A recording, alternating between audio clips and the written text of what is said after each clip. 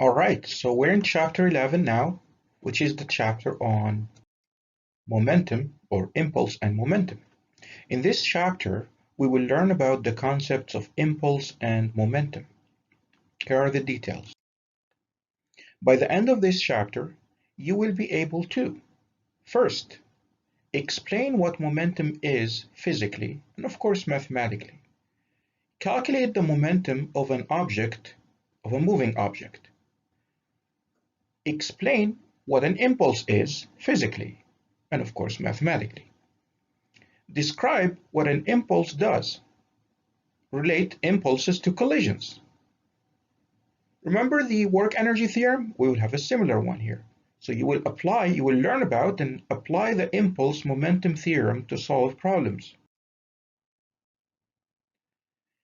You will be able to explain the meaning of conservation of momentum. You will correctly identify if a system is or is not closed. So we need to know what a closed and an open system are. Define a system whose momentum is conserved.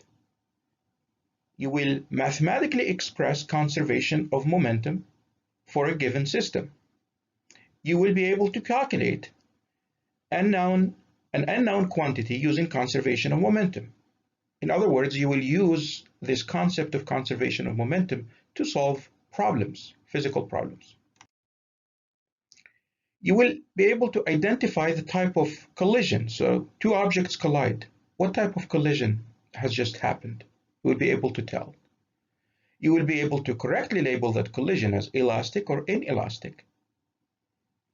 You will be able to use conservation of momentum along with conservation of energy to analyze collisions. You will be able to express momentum as a two-dimensional vector quantity. So unlike energy, momentum is now vector. So we're back to vectors. You'll be able to write equations for momentum conservation in the component form because it's a vector. You'll be able to calculate momentum in two dimensions as a vector quantity. You will be able to describe the application of conservation of momentum when the mass changes in time, as well as the velocity, and which is a direct application to this, to the rocket propulsion. So we will learn about rocket motion in space. So given some initial conditions, and you will be able to predict the speed and so on. And that should be it for chapter 11.